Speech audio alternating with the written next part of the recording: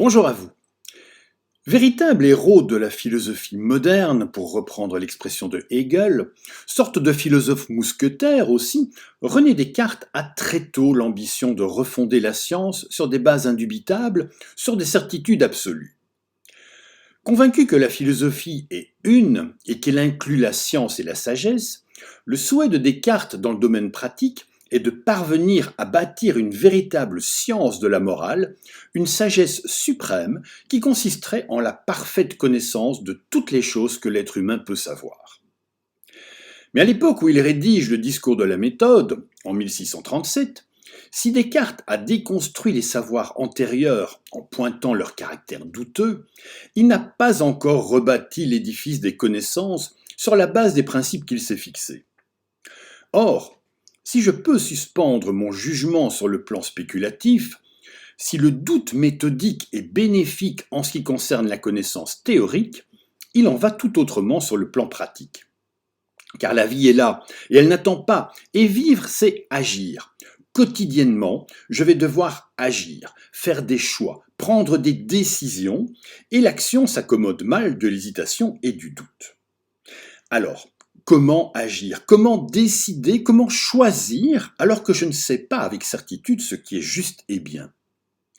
Tout simplement en suivant quelques règles de conduite qui vont me permettre de ne pas trop m'égarer malgré l'incertitude dans laquelle je suis, quelques grands principes qui vont m'aider à conduire mon existence avec assurance et tranquillité, quelques préceptes immédiatement utilisables qui constituent ce que Descartes appelle une morale par provision, c'est-à-dire une morale provisoire. C'est dans la troisième partie du discours de la méthode qu'il va énoncer les grands principes de cette morale provisoire, qu'il juge imparfaite, mais dont il faut se contenter provisoirement, faute de mieux, en attendant l'édification d'une meilleure morale, une morale définitive et suprême qui reposera sur la raison.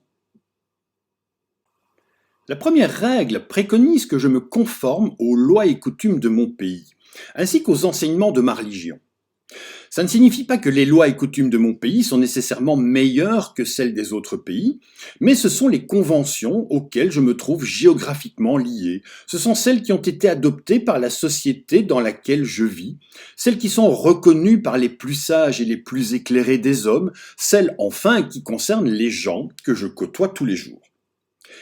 Cette règle qui m'invite à l'obéissance et au conformisme est assortie d'un principe de modération et de prudence. À défaut d'avoir la certitude absolue d'agir de façon juste et bonne, on a, selon Descartes, moins de chances de se tromper en suivant les opinions éloignées des extrêmes, et si on se trompe malgré tout, on se détourne en tout cas moins du bon chemin en étant modéré qu'en étant extrémiste.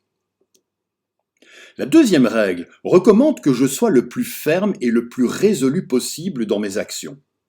Certes, la vie et les nécessités de l'action m'obligent à prendre parti et à agir, alors même que ma raison ne sait pas quel est le meilleur choix à effectuer.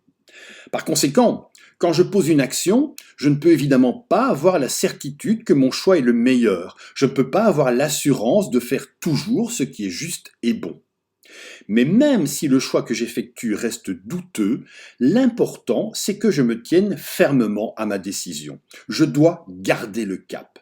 Il ne s'agit pas ici de cautionner envers et contre tout une attitude obstinée et stupide qui se complairait dans l'erreur, mais simplement de comprendre que la résolution, la fermeté m'empêche de tourner en rond, en plus d'être en elle-même une solution aux incertitudes de l'action.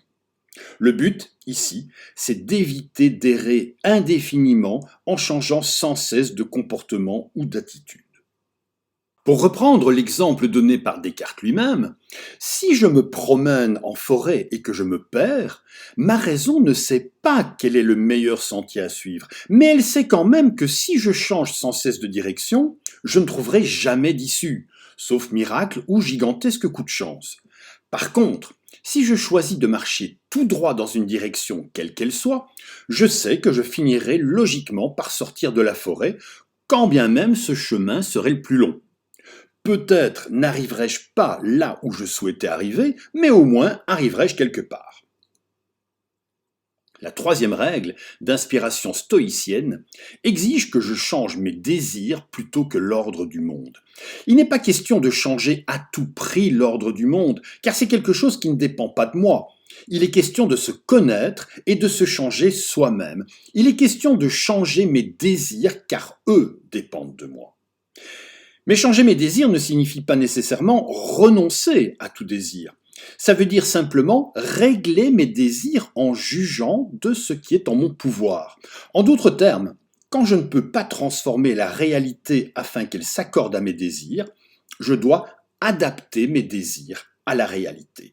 Il s'agit ici de se satisfaire et d'être heureux des choses que l'on a et de parvenir à se contenter de celles-ci quand on ne peut pas en obtenir d'autres.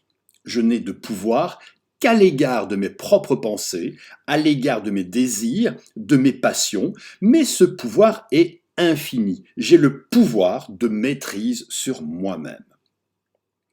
Enfin, il y a une conclusion, souvent oubliée mais pourtant essentielle, qui m'invite de façon générale à cultiver le plus possible ma raison et à m'instruire, et à avancer autant que faire se peut dans la connaissance de la vérité. Il s'agit de tendre vers la connaissance vraie, véritable fondement d'une action éclairée, l'objectif ultime étant, comme l'écrit Descartes, de vivre le plus heureusement que je pourrais, c'est-à-dire d'atteindre le bonheur. Je vous remercie d'avoir regardé et écouté cette courte vidéo et je vous invite à rester curieux et ouvert, à réfléchir et à discuter, à faire preuve d'esprit critique, mais aussi à prendre plaisir à la vie.